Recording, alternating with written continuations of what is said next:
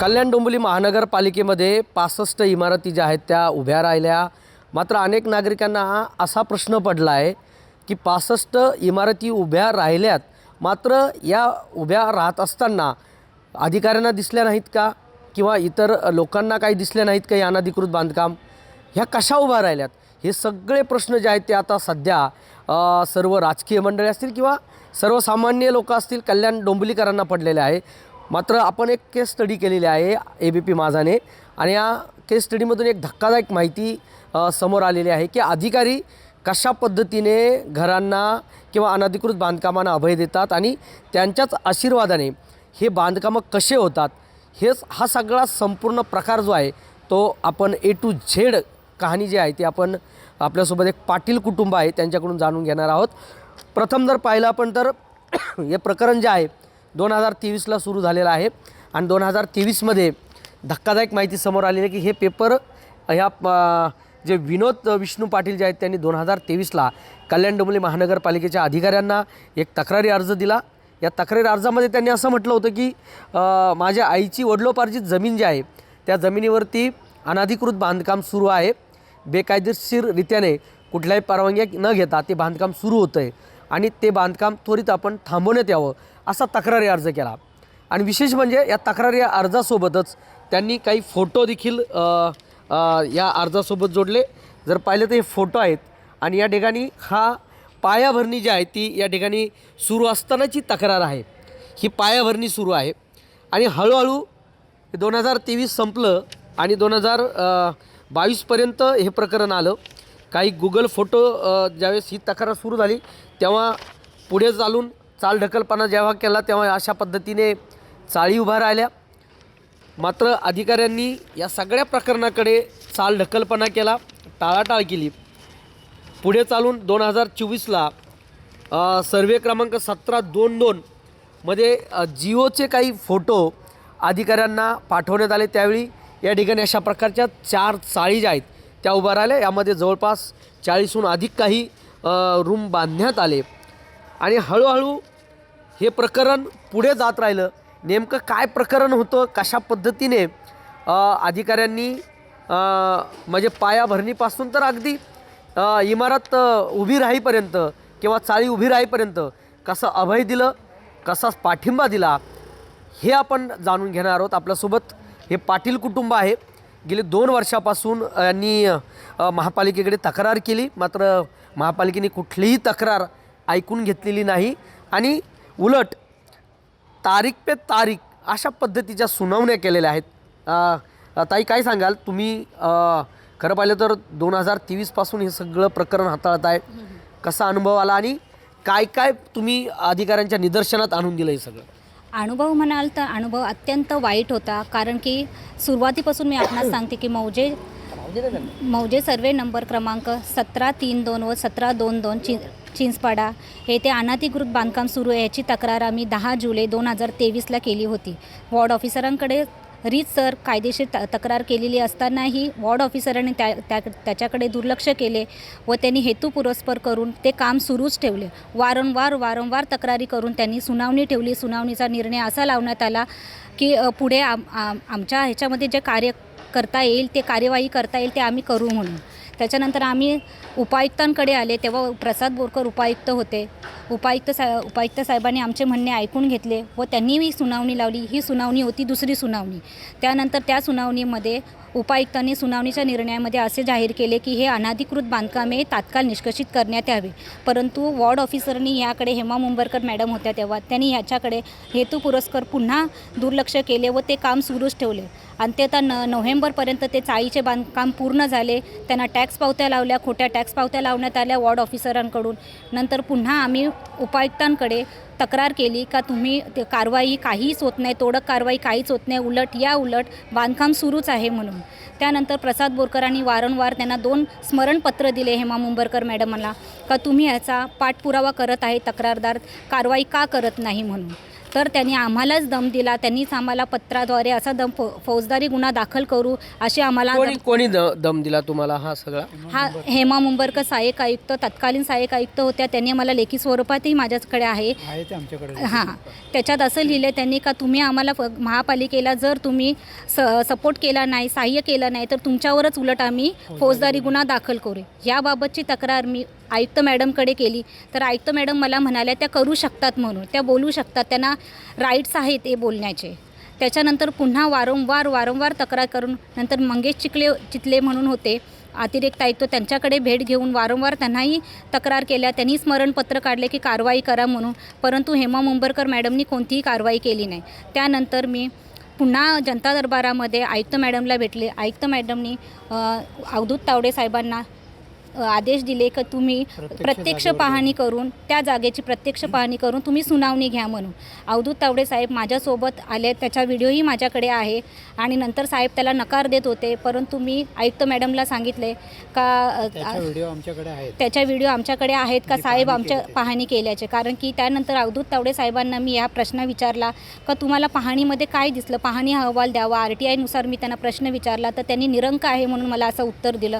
मग मी पुन्हा ही तक्रार आयुक्त मॅडमकडे केली. आयुक्त मॅडम बोलले का ते आलेच नसतील तुझ्यासोबत म्हणून. तर त्यांना मी फोन दाखवला, माझा फोन त्यांनी अवधूत तावडेंनी या तारखेला या वेळेस मला फोन करून प्रत्यक्ष जागेवर बोलवलं आणि ही व्हिडिओ बघा, आता तुम्ही आलेत का नाही बघत, प्रत्यक्ष पेपरमध्ये दाखवतात का अहवाल निरंक आहे, परंतु अहवाल निरंक नसून साहेब माझ्यासोबत होते.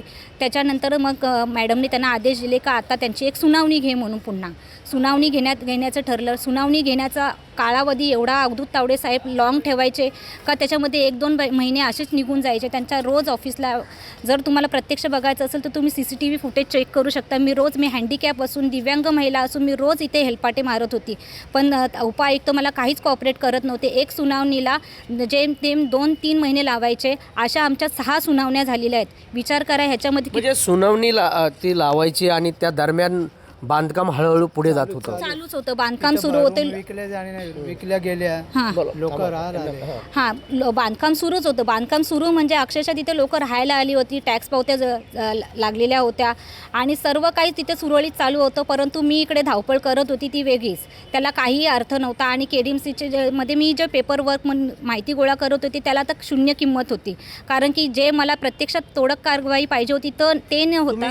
हेमा मुंबरकर यांच्यावरती काही शिस्तभंग किंवा इतर काही कारवाई करण्याबाबत अर्ज केले होते, ते काय नेमकं अर्ज होते आणि त्याबाबत आयुक्तांनी तुम्हाला काय सांगितलं होतं? अर्ज असे होते माझे का जे वॉर्ड ऑफिसर इल्लिगल कन्स्ट्रक्शनला रिस्पॉन्सिबल असतात त्यांच्यावर ॲक्शन घेण्यात यावी, त्यांच्यावर शिस्तभंगाची कारवाई व फौजदारी गुन्हा दाखल करण्यात यावा. ज्यावेळेस आमचं बांधकाम अनधिकृत ठरवण्यात आलं त्याच्यानंतर मी आयुक्त मॅडमकडे मागणी केली की तुमचे अधिकारी तितकेच दोषी आहेत, कारण की त्यांच्याच वॉर्डमध्ये वॉर्ड ऑफिसर तुमचे अवेलेबल असताना एवढं इल्लिगल कन्स्ट्रक्शन झालेलं आहे. तर मॅडमला सांगितलं मी का तुम्ही तुमच्या अधिकाऱ्यांवर ॲक्शन का घेत नाही.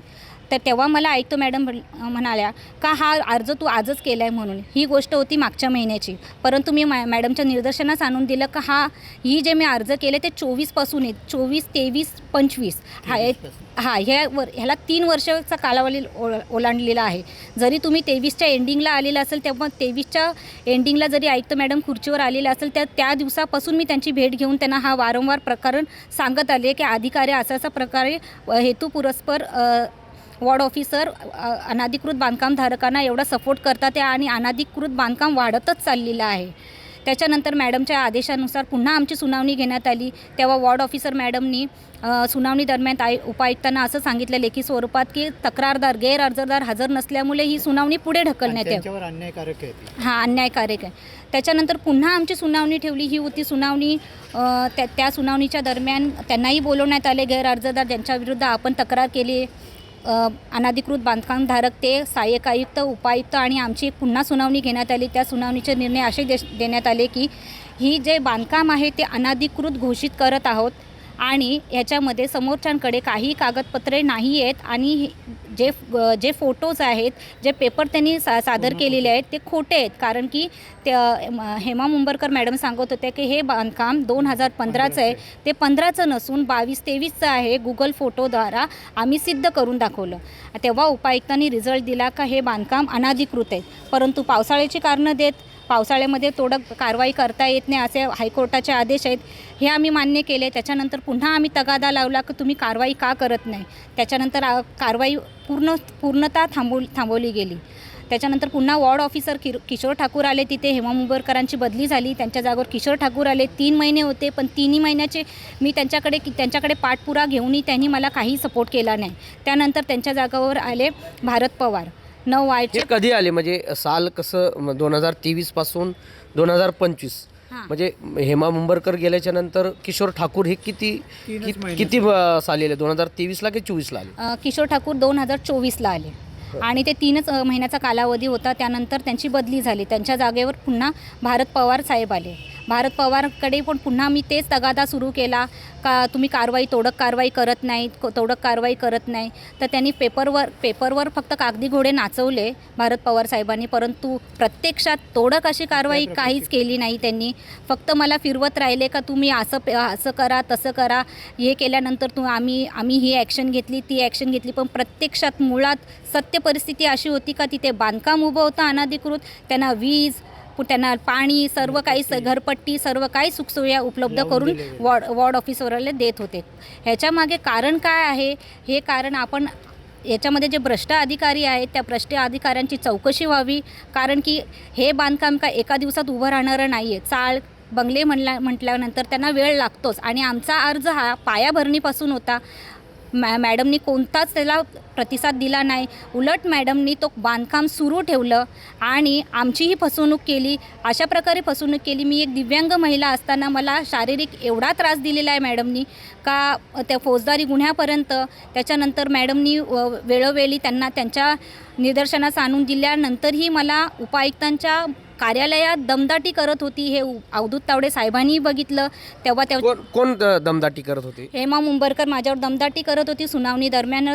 तेव्हा अवधूत तावडे साहेब पण होते तिथे. म्हणजे काय बोलल्या त्या दमदाटी? म्हणजे काय केलं त्यांनी?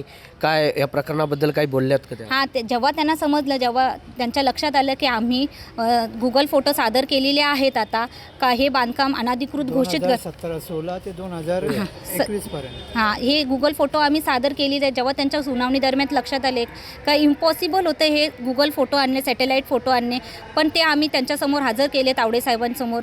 तेव्हा त्यांनी मला तिथे मला उत्तर करायला लागले का ह्या म्हणजे अवधूत तावडे साहेबांना सांगायला लागले का ह्या मॅडम माझ्या वॉर्डमध्ये येतात, दमदाटी करतात, कॉलर पकडतात माझ्या अधीक्षकची. तेव्हा मग तावडे साहेबांनी तिथे त्यांचे अधीक्षक बसलेले होते. त्यांना विचारलं खरंच मॅडम अशी करते का तुमच्या वॉर्डात येऊन? तुमच्या अधीक्षकला विचारलं तुमची कॉलर पकडते का? तेव्हा अधीक्षक बोलले का नाही मॅडम असं काहीच करत नाहीत म्हणून. तेव्हा मग तावडे साहेबांना त्या पुन्हा म्हणाल्या का यांची दमदाटी ही मला रस्त्यात दमदाटी करते म्हणून, शिवीगाळी करते म्हणून. तेव्हा अवधूत तावडे साहेब बोलले मी तिला आत्ताच शिक्षा देतो म्हणून. काय तिला मी आता पोलीस स्टेशनला नेतो. तुम्ही फक्त मला त्यांचा काही व्हिडिओ असतील, प्रूफ असतील ते दाखवा, मी त्यांना आता पोलीस स्टेशनमध्ये हजर करतो म्हणून. ते बोलले का माझ्याकडे काही पुरावे नाही आहेत. तेव्हा अवधूत तावडे साहेब म्हणाले जर पुरावे नाही आहेत तर त्यांच्यावर तुम्ही आरोपी लावू नका. आज मला एवढा प्रेशर केलेला आहे का 2 वेळा माझा ॲक्सिडेंट झालेला आहे. माझा किती पाठलाग केलेला आहे. पोलीस स्टेशनमध्ये ठाण्यापर्यंत मी तक्रारी केली आहे जीवाला धोका असण्याच्या.